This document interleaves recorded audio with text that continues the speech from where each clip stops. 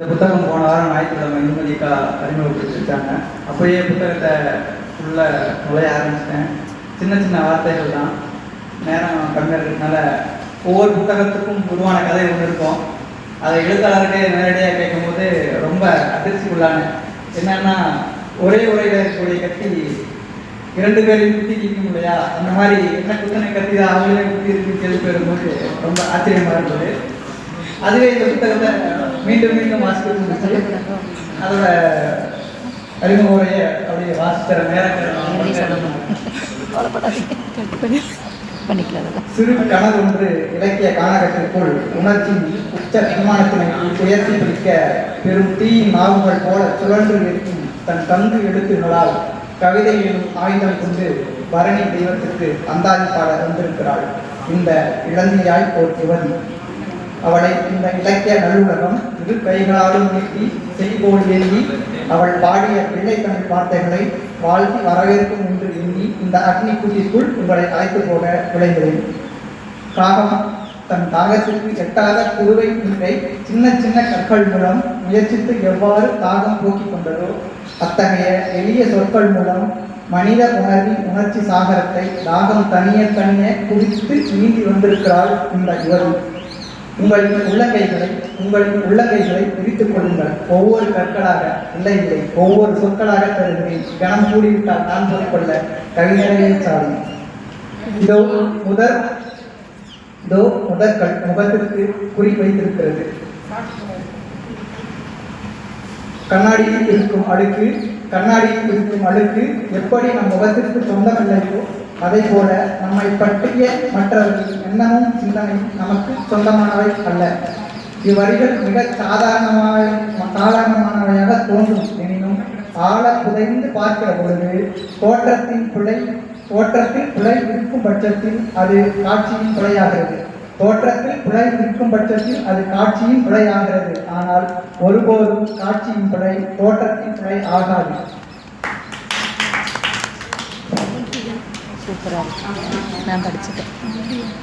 மற்றவர்களின் பார்வை காட்சிக்கு பிழை இருக்கும் பட்சத்தில் தோற்றத்தின் அசலான நமக்கு பிழை ஏதும் இல்லை என்பதனை குறி தவறாமல் காட்டி போகிறது கல்நாள் உரித்த இந்த கவி சொற்கள்.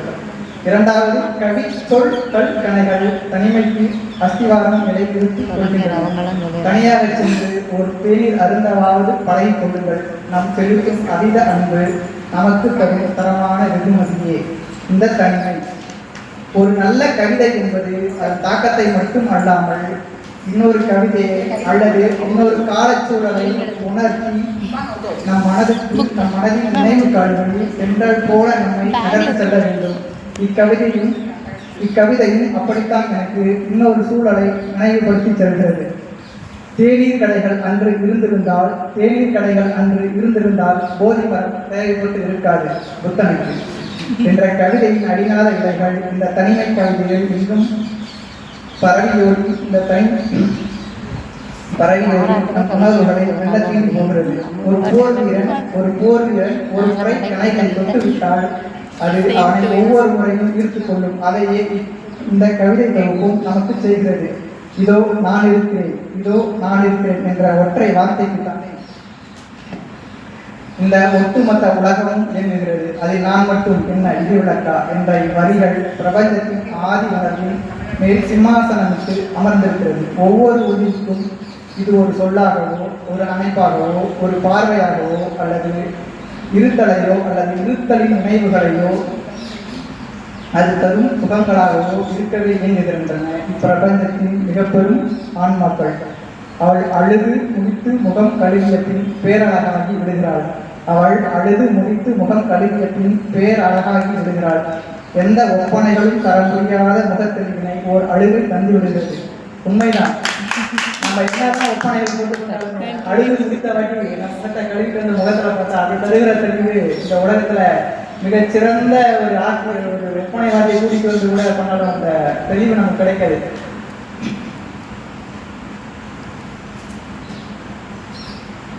அவள் அழுது முடித்து முகம் கழுவிய பின் பேரழகி ஆகி விடுகிறாள். எந்த ஒப்பனைகளாலும் தர முடியாத முகத்தெளிவினை ஓர் அழுகை தந்து விடுகிறது. இக்கவிதை துன்பத்தின் கொடூர கரைகளிலிருந்து தன்னை தானே சலவை செய்து கொள்ளும் ஒரு பக்குவத்தினை நமக்கு எடுத்துச் சொல்கிறது. முடியவில்லை எனில் முடியாது என கடினப்பட்டாவது சொல்லிவிடுங்கள். ஆம், சரி, பார்ப்போம் என்ற பதில்தான் பலரை ஏமாற்றுக்காரர்களாக அல்லது துரோகிகளாக பட்டம் பெற்ற வைக்கிறது என்ற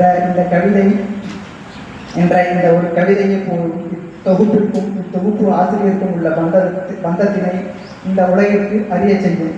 பார்த்தீர்களா சிறு சிறு வார்த்தைகளா நமக்கு அடையாளம் காட்டுகின்றன.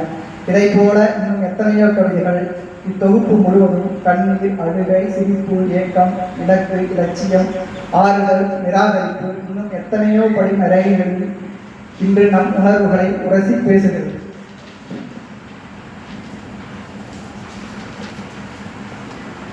இறுதியாக பக்குவம் என்பதெல்லாம் நம்பி, ஏமாந்து, சோர்ந்து, உடைந்து, புலம்பி, அழுதபின் நின்று, நிதானித்து, தேற்றி, சேர்த்து, உதறி, சிரித்து, நகர்ந்து, நிமிர்ந்தால் அங்கே காத்திருக்கும் என்று பக்குவத்தின் படிநிலைகளை மனித சூழ்நிலைகளுக்கு ஏற்ப சொல்லி போகிறது இந்த கவிதை. பக்குவம் அடையவே இத்தனை வழிகளும் வேதனைகளும் தேவை என்ற போது நான் மீண்டும் சொல்கிறேன், கவிதைக்கான பக்குவம் என்பது எல்லாம் நம்பி, ஏமாந்து, சோர்ந்து, உடைந்து, புலம்பி, அழுதபின் நின்று, நிதானித்து, ஏற்றி, சேர்ந்து, உதறி, சிரித்து, நகர்ந்து, நிமிர்ந்தால் மட்டுமே இங்கு சாத்தியம். எழுத்திலும் தனித்து நிற்க முடியும் என்று சொல்லி இத்தொகுப்பில் இருக்கும் கவிதைகளுக்கும் இத்தொகுப்பு ஆசிரியருக்கும் மென்மேலும் புகழ் உயர்ந்து சிறப்படைய என் வாழ்த்தும் அன்பும் நன்றிகளாகட்டும் என்று கூறி விடைபெறுகிறேன். நன்றி.